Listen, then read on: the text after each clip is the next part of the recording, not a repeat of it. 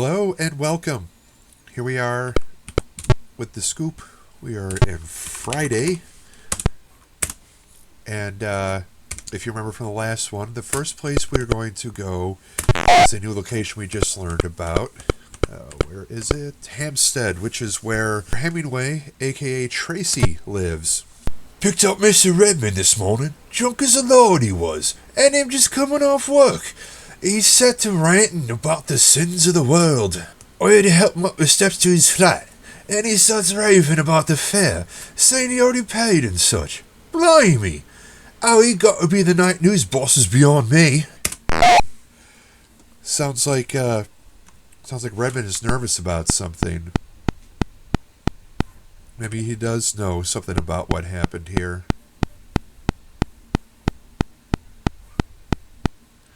Okay, I didn't think there was anything on the other side, but I thought I'd just take a look. And actually, while I'm at it, let me look and search.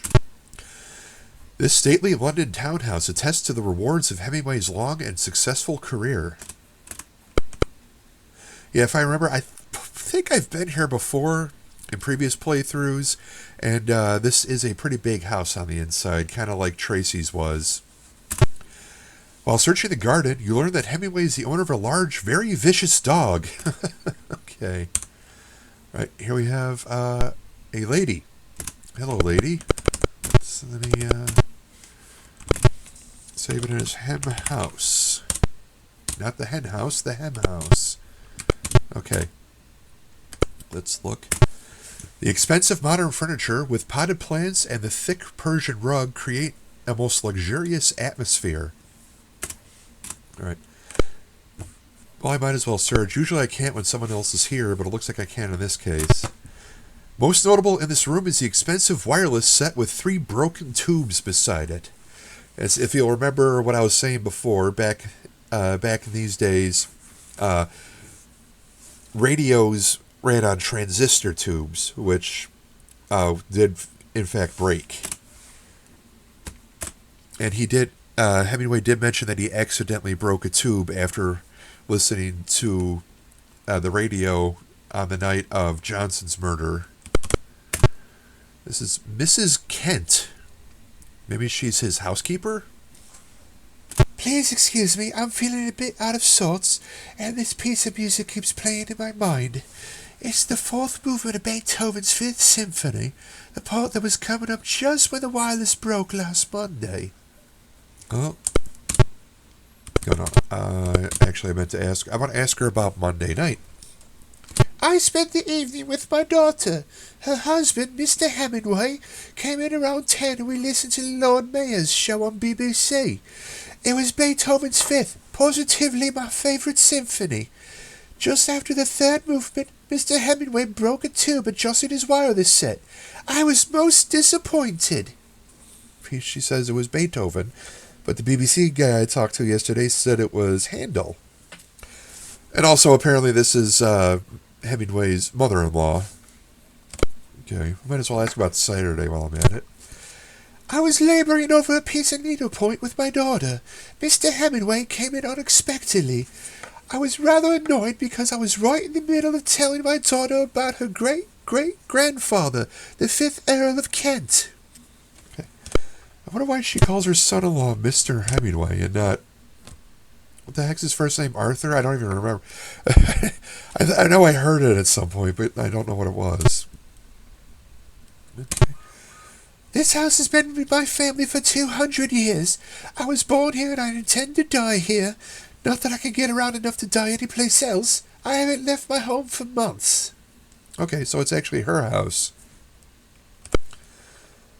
Let's see. Let's ask her about Hemingway.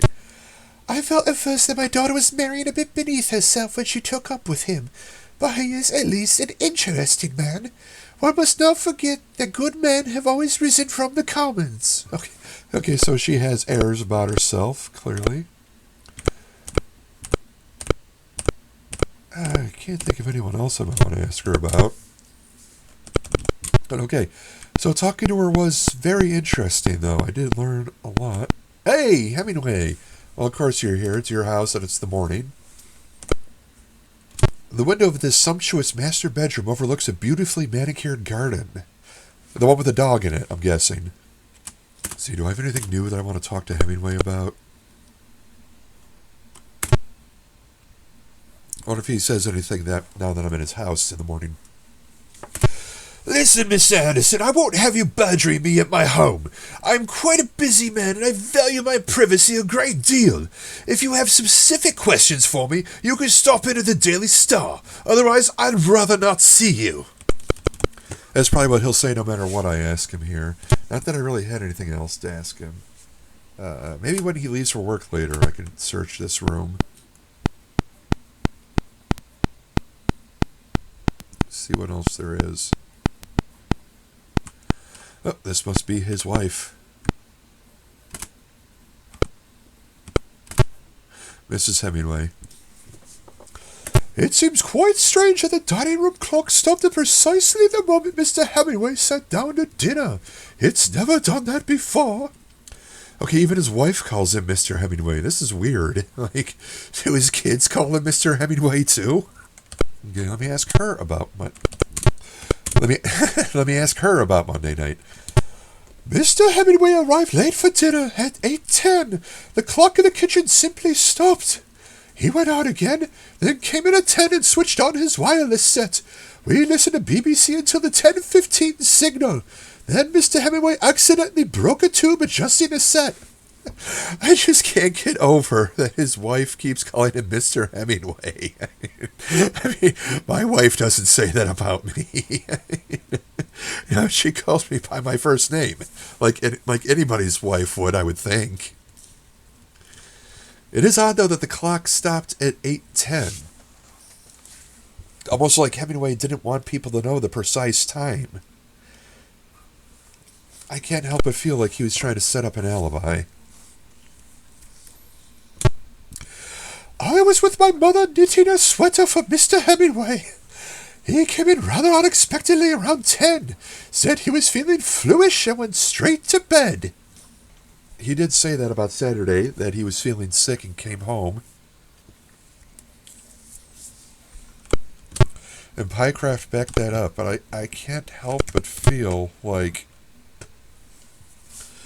I don't know. Just the way Pycraft was trying to explain away that note yesterday, I didn't buy it.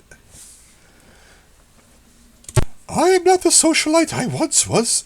I spend most of my time at home knitting and chatting with my mother. She has so many interesting stories about our forebears. Many are written in the histories of England. I come from a most distinguished family.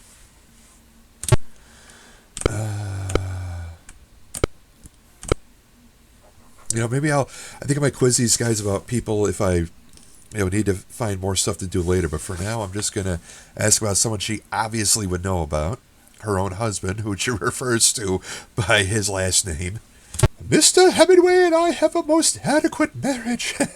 That's exactly how I describe my marriage. Adequate. It's true he spends a great deal of time at his work, and he does golf with Mr. Pycraft every weekend. But after 20 years, one needn't see one's made every minute of every day. And so far as his friendship with Mr. Pycraft, I dare say they've been together longer than we have. You know, that just got me thinking. So he plays golf with Pycraft every weekend. But apparently the weekend is also when Mr. Tracy was with his other wife. So yeah, Pycraft is definitely running interference for his buddy here. Yeah, I don't think there's anything else that I want to ask her about. As she works at the cutting board, Mrs. Hemingway whistles a single idiotic note. Wow. I hope idiotic means something different in England, because that seemed pretty rude otherwise. You notice the kitchen clock has stopped at precisely 8:10. Yeah, just like she said. So it's been a week and they haven't fixed it yet. Okay, so there's only one room in the house I haven't searched yet, and that's this one. Let me save.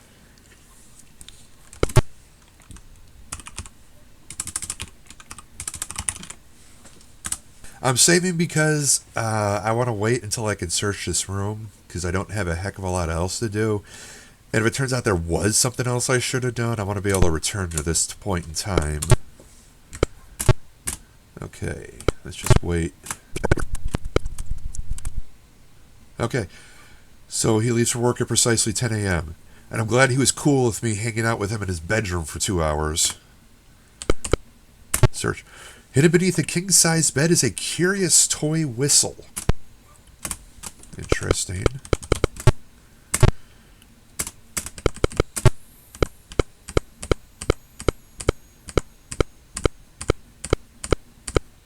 There it is. Although the slide is stuck, you give the whistle a toot. It makes a tone very much like the BBC Times signal. Well, that's convenient. You know, I doubt it, but let me ask if she knows anything about the whistle. I find it most outrageous that you dare consider that a woman of my breeding would have the slightest involvement or interest in this abysmal affair. I asked you about a whistle, lady. Jeez.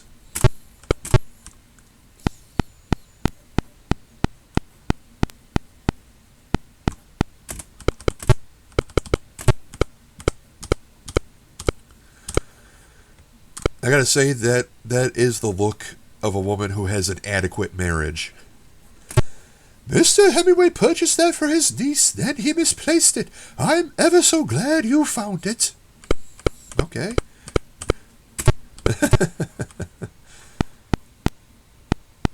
All right. Well, let's go to the BBC and ask about this whistle.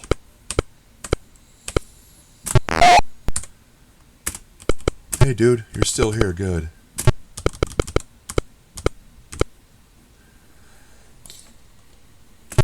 Yeah, let me see. Why, you're absolutely right. It makes the exact tone as the BBC Times signal. Why anyone will want to duplicate that is beyond me. But here, this might be of use to you.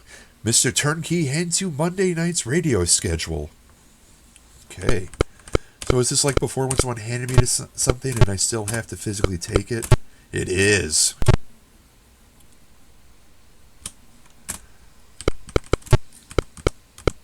Okay, there we go. Monday, November 9th, BBC, The Lord Mayor's Show. Handel's Water Music, 10 p.m.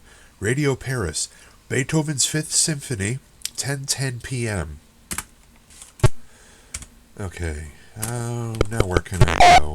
Let me go talk to my boss, see if he has any ideas for me.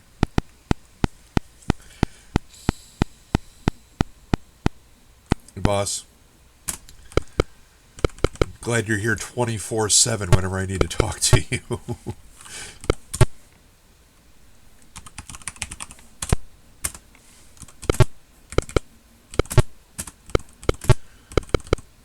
Let's see. Well, do you have any... Time's running out, Mr. Anderson. You've got to turn up a scoop soon or the whole paper is going under. You might want to go down to Southampton to see what you can find on that man Potts. I have a funny feeling about him ever since he turned up at the bungalow.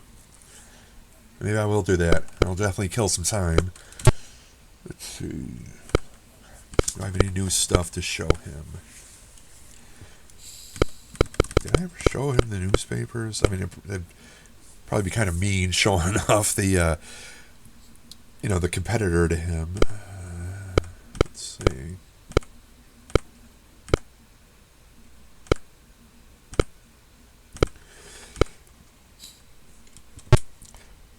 You're wasting your time packing that around.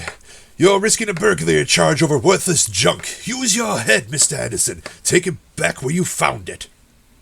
Well, I doubt I'm going to get arrested for a toy whistle, and I think it actually does have a lot to do with the case. I think I did talk to him about the white powder already. I should probably bring that to the police eventually. I shouldn't just be walking around with a bag of heroin. All right. Yes, Miss Anderson, the schedule is correct. If you'll recall, I had my set tuned to the Lord Mayor's Show Monday evening when you came in. The water music is my favorite. Let me check something here. So let's see. So the water music, okay. save this again.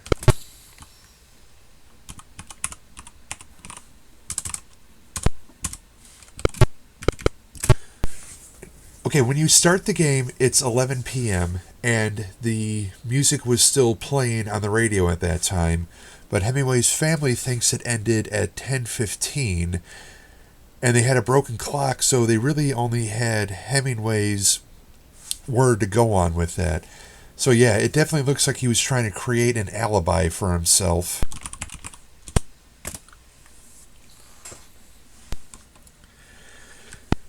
I can't help but feel that the timing of when Beethoven was playing is important.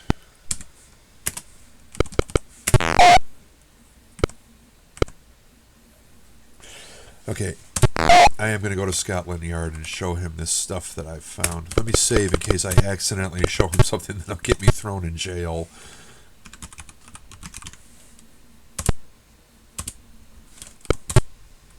Okay. Morning Star. Hemingway's not out. Did I show him the promise? I can't remember if I showed him the promissory note or not, so I'll show it to him now. Looks as though Fisher is doing a little loan sharking on the side. Thank you, Mr. Anderson. We'll look into it.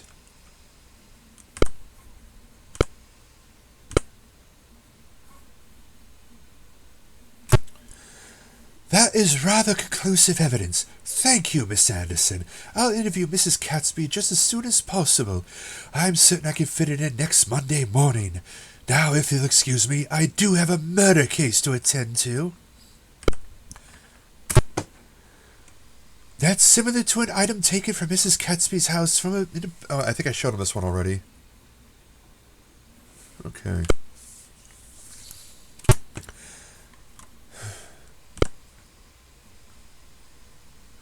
Alright, let me show him this. Egad, Miss Anderson, do you know what this is? I wondered how Miss Manwaring managed to dress so smartly on a meager wage.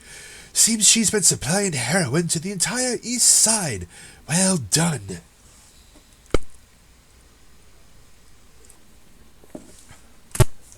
Huh.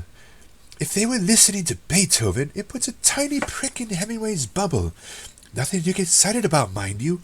Look, I'll be going to the Morning Star Saturday noon. Oh, good. That's when Gladys Sharp will be there. If you can get something more substantial than a radio program to wave in front of Hemingway, I'd be pleased to arrest him. Well, I do have something. Maybe now that he knows about that schedule, the toy whistle will be more interesting to him? Nope. Okay, anything else I can show him? I rather think there's nothing to be made of that, Mr. Anderson. We've already found the weapon. Oh, no, I already showed him that one before. Okay, anything else I can show him that I haven't shown him already? Let me see. I think this was one of the things that he takes from me. You found this in front of Victoria Station? I wonder how it got there if Johnson went straight to the train from the phone box. This puts a new twist in the case. I'll need this for my files. Okay, show him this note. We've already received that information from Mr. Oliver. Written in blue pencil. That's not surprising considering Hemingway's profession. And that writing is clearly different. All the same, I'll need this for my file. Okay, how about... We've known that Oliver had a personal rivalry with Mr. Johnson, of course. However, it is interesting that he noted Johnson's demise with such glee. I believe I'll have to have a closer look at Oliver. I'm pretty sure I showed him some of this stuff already, but I'm just trying to... I doubt that has any bearing on the case. Okay, phone log. No. No. Johnson's poem. It's rather silly, but it might have given Oliver a motive for doing Johnson in. I'll need that as evidence. If these murders prove separate, Oliver's a likely suspect in the Victoria one. Oh, that's right, I remember he said he was going to take it yesterday, and he didn't.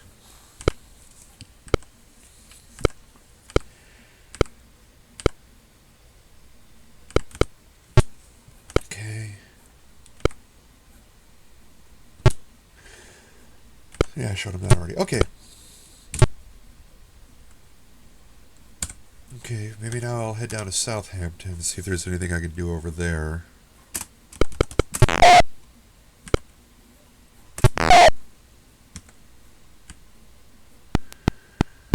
See anything interesting at the murder scene? No. Speaking of which, maybe I should go to Brighton too. First, I'll go to Southampton. Where are you going, bud?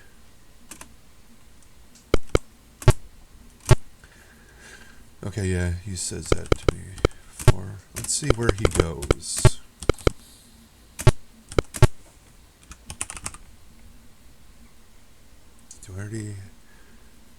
I don't have one named Southampton already, so I'll just name it South. Let's see if he goes anywhere interesting. Oh, wait. Okay.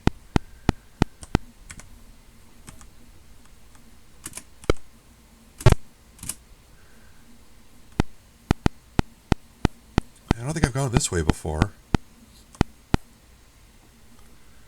What's he doing here?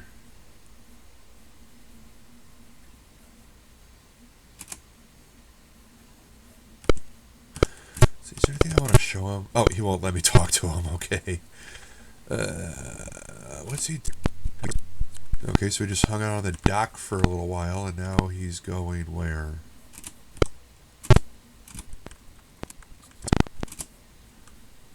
He is.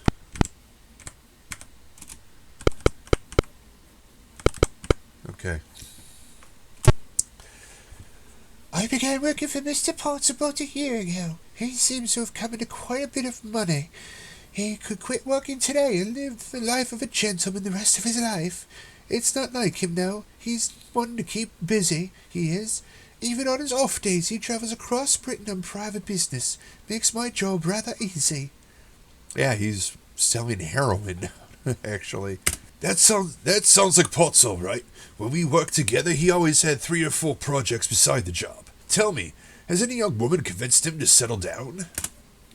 I should say not. He's a confirmed bachelor, he is. Not that he doesn't like the ladies. Why, just 4 months ago, a young woman was down with Mr. Potts' sister, Geraldine. He was awfully sweet on her. I can't remember her name, but she was a real jewel. Lived in London. I expect he sees her on his rounds. Yeah, that's Amethyst Manwaring, I believe. Playboy Potts, I used to call him. He always had a way with the women, even after he got that scar.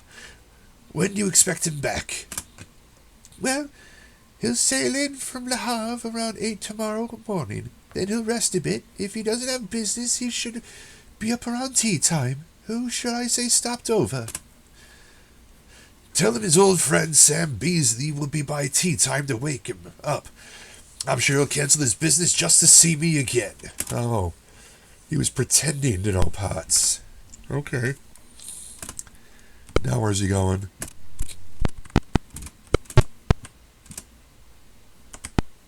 That was weird. I thought he'd just keep walking straight, but instead he got zipped along. Okay, where's he going now? Is he going to the inn? He is. Oh, who's that? Okay. I feel like I should save. I have no idea who that is.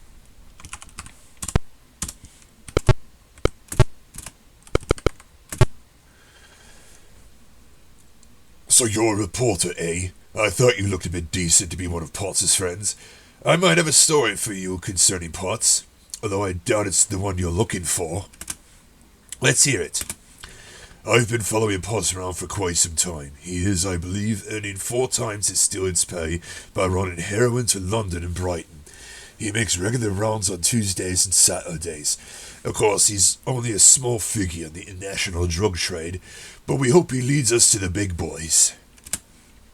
I wondered how he was able to support that fine cottage. Tell me, was he in Brighton around 7 p.m. Saturday? Whatever you're after him for, you can't pin it on him. He went to see Let's All Get Divorced with a lady friend at the Radiant Theatre in London. I didn't see him come out, but I picked him up at 9:30 at the Piccadilly Palace. They went to her place and didn't come up for air until Tuesday morning.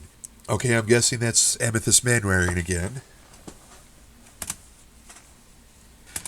Let me save again. Let me talk to this guy.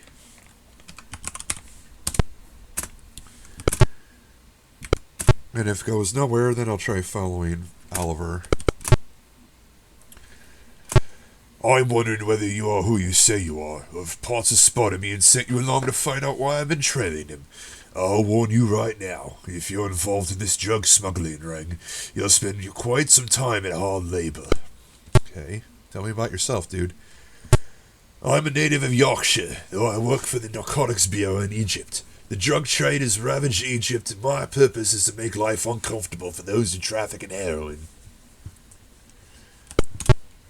Okay, tell me about Potts. I've been watching Potts for some time now. We suspect that he's trafficking in drugs, though we've been unsuccessful in catching him with the goods. He's getting rather sure of himself lately. I expect he'll slip up soon and we'll have him in the stew. Okay, well, actually, I found him. Potts has been meeting Miss Manwaring regularly up in London for several months. Could be she's involved in his business, or else he simply fancies her, which would be quite understandable. Oliver seems a good sort, as is Iron Potts for their jumbles business, but it won't pan out. Potts was in London that evening.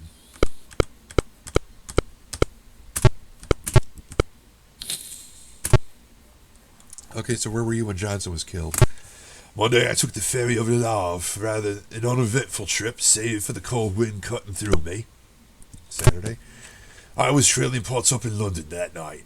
He stopped in at the Piccadilly Palace, then went to the Radiant Theatre with a lady friend. If I recall correctly, Let's All Get Divorced was playing. I fell asleep midway through. Sounds like a great movie. Okay. I haven't a clue as to the particulars of that case you're working on. I'm afraid I can't be of much help. Well, I thought maybe because it's a picture of Amethyst, he might. Yeah, no. Is that the one? Was that the one that's... No. This is the picture of Amethyst over here. Okay. Well, okay. Well, all this tells me is that Potts is innocent, which I never really suspected him anyway. No. Okay, I was kind of hoping Oliver would be here. Let me save.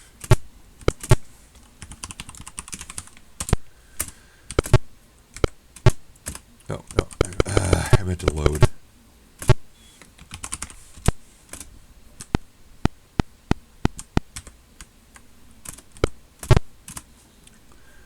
Okay. Nope. Looks like he's going back to London.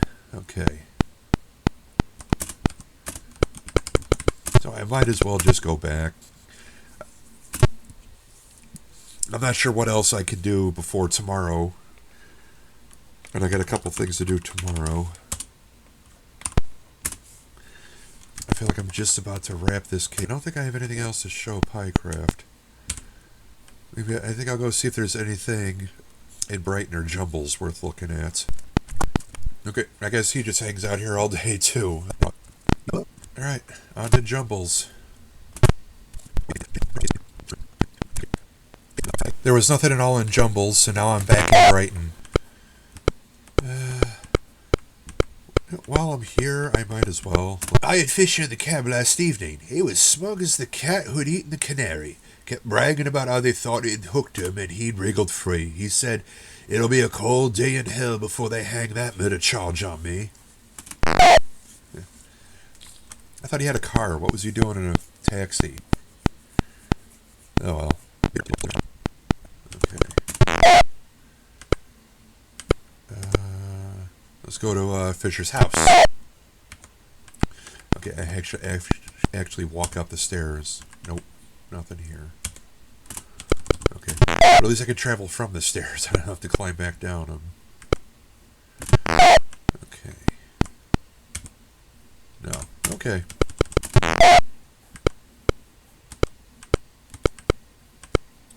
Yeah, I think that's everything. Back to the station. Back to London. Now it's 10 p.m. I just got to kill a couple more hours.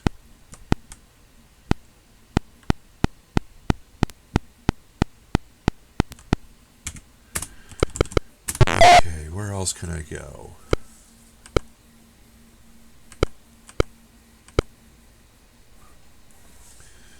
Let's see if there's anything happening here. Oh, okay. Unexpected.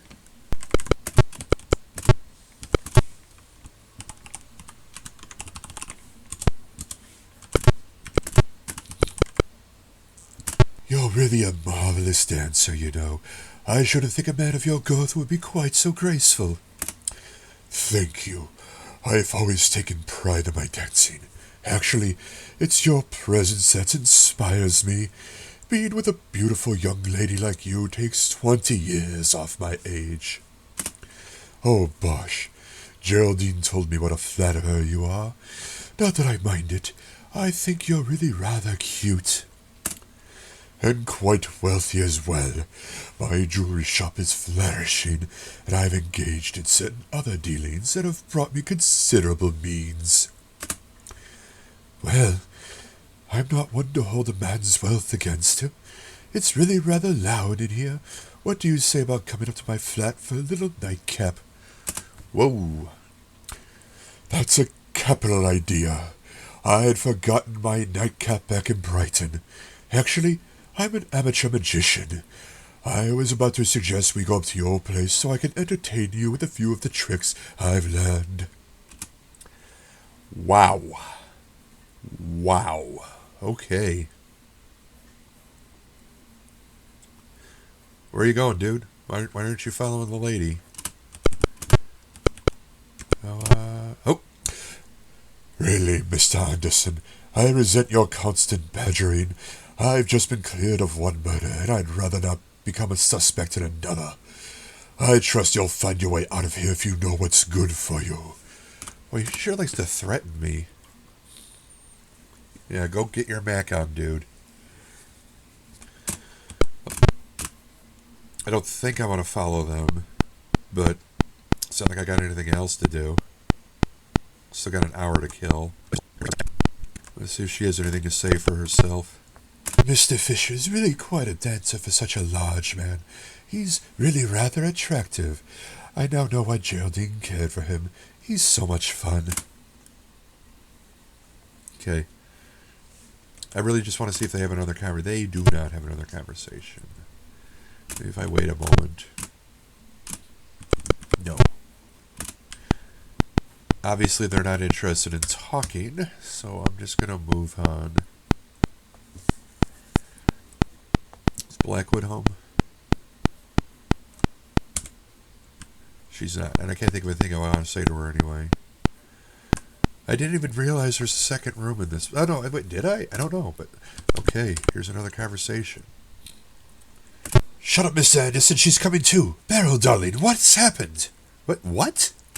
Redmond, I told Hemingway I didn't kill Johnson, I swear he... Beryl, you're a bit delirious. Mr. Anderson, pull a blanket off the bed. There, now, lie back. Oh, my head aches. I feel bruised all over. Am I bleeding?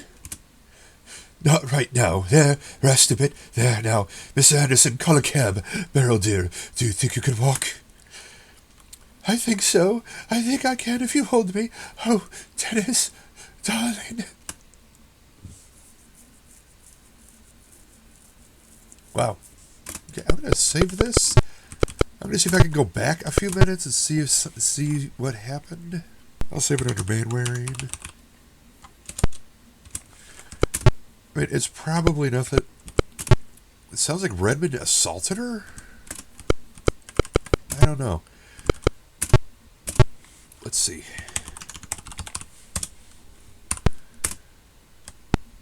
I think I saved before I watched their conversation. Let me see if I could see anything happen here. Just as you're about to enter Miss Blackwood's flat, a large dark figure leaps out from the shadow and begins strangling you. When you come to, you are bruised about the neck and unable to talk. Okay, did I just get choked out by Redmond? And then, is this the same conversation again? It is, yes.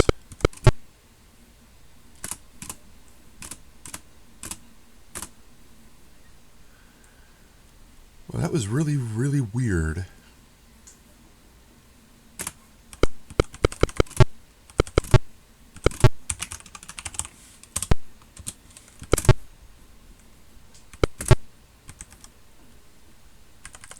Okay, I saved because I want to try to talk to him, but he's probably going to tell me to go away because he's busy with his girlfriend being mugged or whatever. Mr. Anderson, I'm glad you're here. Something terrible's happened to Beryl. Do run and see if you can find a Bobby. I'll give her a bit of artificial respiration to try to bring her out. Oh, okay, so I guess that's what he would have said if I had walked in before she woke up. Okay. Let's see where she goes. I can't. Huh. Well, I'm guessing she went to the hospital, hopefully. Let's see where Oliver go. He takes a cab too, and I still can't follow them. Yeah. I think that's why I can't travel in these two areas, so I couldn't follow them to a location they didn't create, the hospital. Maybe I can tell Timmons about what happened. Hey, do you know what just happened next door to you? I mean, really, do you know? Poor Beryl. First Johnson gets murdered, and now she loses her job. She was fired? This is getting crazy. She was absolutely inconsolable. No one can blame her. I just hope she doesn't do anything drastic. Do stop in on her to make sure she's all right. Okay. Beryl, my dear. Okay, no, that's nothing new. Okay.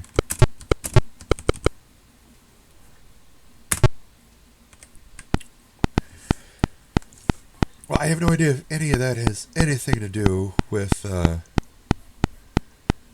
case, but it is almost midnight. Is there any way I can backtrack even farther? I'm going to save this here. I doubt I could do anything, but I just want to see if there's any way I could find out more about this. Why do I keep doing that? Now, I'm going to go back to the morning. Go to the Morning Star and see if I can see when she got fired.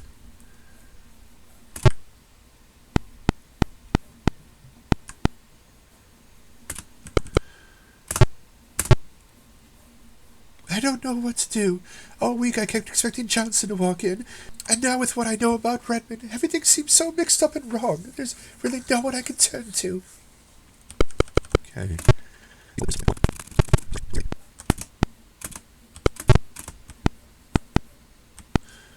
Okay, maybe this is where she gets fired. You mean to tell me Johnson told you about finding the murder weapon, that he described it and told you where he'd seen it previously before you switched him over to me? And on top of all that, you haven't brought this information to my attention until now? Miss Blackwood, this is a serious breach of regulations. I know I should have come forward sooner, but isn't the important thing the fact that I followed out what he told me? I discovered that a man named Deadman, whose description fit Mr. Redmond to a T, bought a chain pin only 1 month ago. It was exactly like the one Johnson described. Young lady, I'm the one who says what's important around here. And what is important is that you deliberately suppress crucial information. Further, by dawdling on the phone, you probably made Johnson miss his train. More than likely, that allowed his murderer to catch up with him and directly caused his death. That's a lot to lay on her. I hadn't thought of that. There are a number of things you haven't thought of. The description could fit 1,000,000 men. Undoubtedly, the resemblance is purely coincidental. We will investigate the matter fully, of course. As far as you're concerned, I'm afraid you'll have to seek employment elsewhere. I'd like you out of the building within the hour. Whew. That was rough. First Johnson murdered, now I've lost my job. And where's Oliver? He ought to be back by now. I bet he's dancing with Amethyst at Piccadilly Palace. Or maybe he's up in her flat doing who knows what. I feel so miserable. Everything's turned out so badly. Okay. Oh, I guess she's clearing out her desk. Now she's leaving. And also, I probably shouldn't be assuming that Redmond is the one who assaulted her. It's possible. It's also possible it was Hemingway. Did I ever look in here before? I can't remember. The glass of the cupboard sparkles, the porcelain sink glistens, and the chrome of the stone positively shines. Okay. Oh, I wasn't expecting her to come in here. In the icebox, you discover a very tasty smoked herring. Not sure why he's eating frozen fish, but okay. I'll just wait here while she figures out what she's going to do with her life now that she's been fired. Wait, Oliver's here? That was unexpected? Not who I was expecting to show up. Does he have anything to say? See here, Miss Anderson, I'd like to spend a little time with my girl. You're annoying me. I'm getting more than a bit tired of seeing your face around every time I turn around. Okay. Do I go in there or do I stay here? I'm going to save.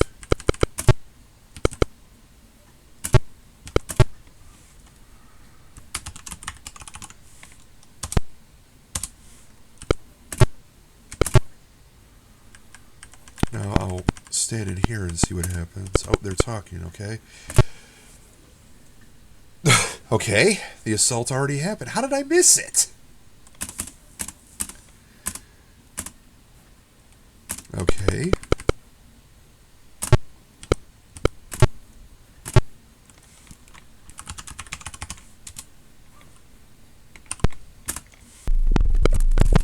I guess it just jumped me ahead to 11:45. Let me see. Yeah, it just jumps me ahead to 11:45. Okay. So, probably just because they had no way to program the attackers. I don't know. I don't know what, but at least I know that Oliver is not the one who assaulted her. I don't know how he could have handled that.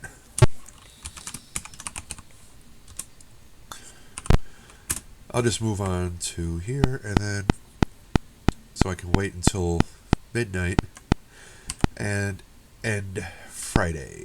Are these two still cavorting in here? They are. Okay. There. Okay. It's now Saturday. Time to go to sleep. You realize you've become very sleepy and cannot properly carry out your investigation in this state. You make your way home and fall quickly asleep. You dreamt of yourself interviewing the Queen. All seemed to be going well until you realized you'd forgotten your clothes. You are awakened by the ringing phone. It's Mr. Brightwell who shouts, "What makes you think I'll pay you for sleeping?" Okay. And that was Friday. Very interesting stuff happened there. But first, the recap. Aside from a couple side issues that might require a deeper dive at another time, there's really only two things of importance that I did today. We found out about Hemingway's alibi, or rather his lack of an alibi, since it turns out that it doesn't match the timeline. Because of this, I am pretty sure that he murdered Johnson. And since the only reason that Hemingway would have to murder Johnson would be to cover up the murder of Geraldine Tracy, I think he also murdered her. I've given all the evidence that I've uncovered to Inspector Smart, and he's going to be at the Morning Star tomorrow, and hopefully at that point we can get Hemingway arrested. Also, through a couple red herrings, I uncovered a couple other crimes, such as Arthur Potts and his heroin dealing. Also, it seems that Fisher is running a black market for stolen jewelry. So I really only have two things to do on Saturday. I have to meet Redmond over at the curio shop because he wants to prove that he did not buy the murder weapon. Also, I have to head to the Morning Star with Gladys Sharp so that Inspector Smart can arrest Hemingway.